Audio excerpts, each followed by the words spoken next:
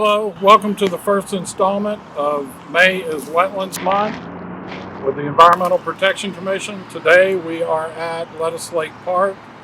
The park is on the Hillsborough River, which forms a large part of the water supply for the city of Tampa. This park and the floodplain that's in it is a large reservoir, and the park actually does a lot of water quality treatment. My name is Kelly Holland. I'm here with my videographer, Richard Batty. We are both Scientist 3s in the Wetland Division. Our main job is to protect wetlands through permitting. I hope you enjoy. All right, here we are inside the park itself. We're standing in front of the Audubon Resource Center, affectionately known as the Ark in the park. Prior to the park being here, established in 1982, it was mostly used for cattle, hunting, and pasture. But since 1982, the park's establishment took about 240 acres. About half of that is in the floodplain of the Hillsborough River. The other half comprises mostly pine flatwoods, isolated cypress domes. In those areas, you've got a lot of opportunity for recreation. There's a jogging exercise trail. You have a lot of playgrounds, pavilions that you can use for picnics and other activities such as that. And of course, the boardwalks that we've been walking on. Here we have a hen turkey. It looks like she's enjoying the park while nobody else is here, but me and my trusty cameraman, Richard. Definitely picking and choosing between the bugs on the ground and some of the seed heads and some of the grasses. Here we are at what is called Lettuce Lake proper. This is actually an oxbow of the river. The river used to flow through this area, but historically for some reason was cut off. Now the river goes around this part. It's called Lettuce Lake for a couple of reasons. They're not very clear. One is there is a plant here called water lettuce that covers the water surface. That is one reason they may call this Lettuce Lake. The other reason is if you see all these floating heart-shaped plants, this is cow lily. If you can see underneath the water, the vegetative part around the roots when this is growing out does look a lot like lettuce as well. So probably one of these two plants is the reason this area is called Lettuce Lake. A Muscovy duck with a few ducklings paddling about in the lake. Here we have a butterfly orchid. Unfortunately, it's not in bloom, but this is one of the many epiphytes. Epiphyte is a plant that grows on top of another plant. Spanish moss certainly is one, but again, butterfly orchid. Here's a plant everybody should know. If you don't know it already, this is poison ivy. It is poisonous to the touch. Some people are allergic, some people are immune. The general rule of thumb is leaflets 3, let it be. Here we have a royal fern, Osmunda regalis. It's unusual in that what you're seeing there, the cinnamony spikes, are the actual fruiting bodies of the fern.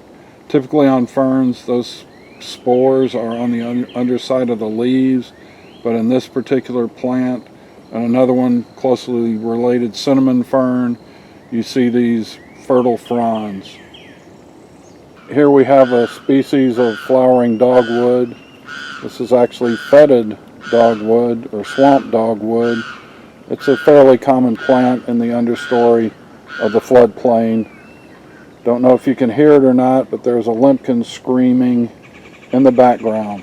Here we're looking at one of the bladderworts, one of the floating insectivorous plants. You can see all the feathery vegetation floating just below the surface. Those areas actually have little traps in them that various aquatic animals will swim through. They'll trigger a hair, and the ring that they swim through will clamp down on them where they can be digested.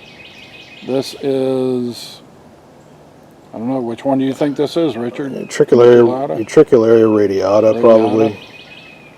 There's two that have this floating pad that you're seeing, but I think Richard is probably correct. This is the radiate. So here we are in the floodplain. We want to show you some of the what we call hydrologic indicators that we look for in the wetlands. As you can see here, all these trees are darkly stained from the ground up, 5 to 6 feet. That's an indication that water typically stands that high in this area, long enough to stain those trees with the tannic acids that are typical of these blackwater rivers, such as the Hillsborough River. On the one tree back there, the maple, you can see all that white. That is a symbiotic plant, a combination of algae and fungus. That plant cannot stand being underwater for prolonged periods of time. So where you see that symbiotic community stop, that again is a good indication that water has gotten that high for a significant amount of time. The bigger those lichens are, the longer they have been up in that area. Around the base of this cypress tree, you can see what is called a moss collar. This is indicating the normal pool and the seasonal high of the water in this area. Where you see the green stopping, there's a little bit area that's cut off. That typically indicates the normal pool, which is where water normally sits during a normal rainy season. The area above that where the green stops to the trunk of the tree is considered the seasonal high, which is just a short period water level that probably occurs around the peak of the summer rains. Definitely the oldest tree in the park. It's been, they've taken a core out of it and dated the tree to be at least 500 years old. It's a question as to why this tree is still here. Most of this area was logged back in the 30s and 40s. This tree was obviously passed over. Maybe it's hollow inside is probably the best reason that they didn't take it. It just wasn't suitable. But luckily for us, it is still here, still growing. Hopefully it will survive another 500 years. It is, I think they say, about 12 feet across down there at the base and about 150 feet tall. Looking at the cypress knees from the same tree we were just looking at a minute ago, these knees have several functions. One definitely is to stabilize the tree. These soils can be very mucky, very unstable, so this is one way the tree is able to stabilize itself. Some people also feel the tree can breathe through these roots. A very interesting adaptation, and these are some of the biggest cypress knees I have seen in a long time. The one we're looking at is probably about 5 feet, maybe 6 feet tall. We have an old growth stump of a cypress tree that may have been part of the logging operation, and now on top of it we have growing some new trees. Looks like it's mostly a laurel oak trying to establish itself. One of the resident alligators here at the park. If you can gauge the distance between the tip of the nose and the eyes in inches, that's typically how long the animal is in feet.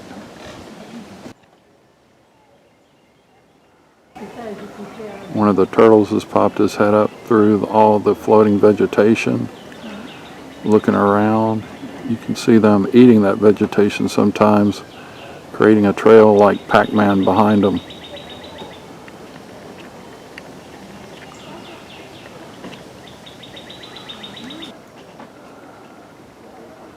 An anhinga sitting on a snag, drying out his feathers, sometimes called a snake bird.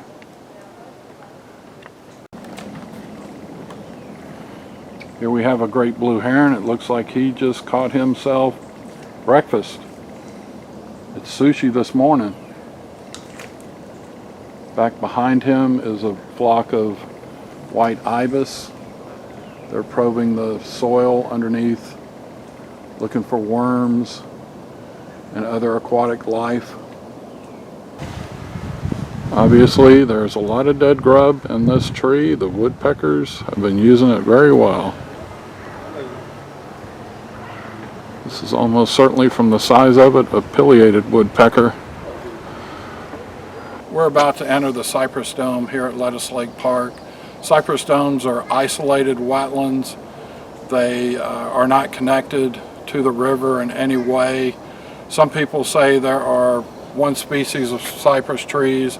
Others will argue there are 2 different species. In the river systems, you're looking at bald cypress. Here in these isolated areas, pond cypress is typically the dominant species. So let's walk in and take a look.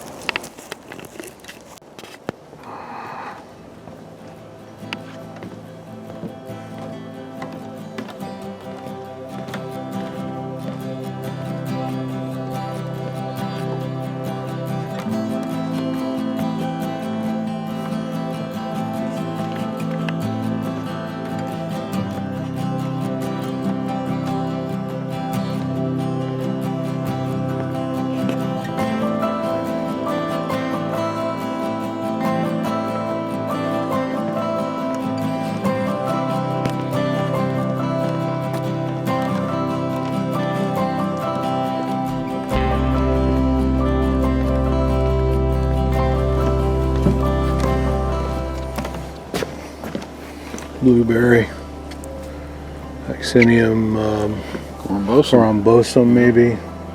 Yeah, high bush blueberry. Even though they're green. Not quite ripe yet.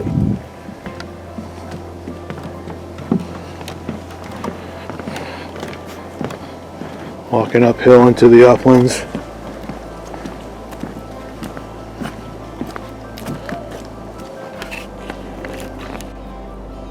Here we have a marsh rabbit. He's not in the marsh, he's out here in the flatwoods, but it certainly looks like the grasses that are along the side of the park course here are just the right size for him to eat. So here we are on the observation deck at the park. Richard is panning into the Hillsborough River proper itself. And as he goes over to the right, we are entering Lettuce Lake.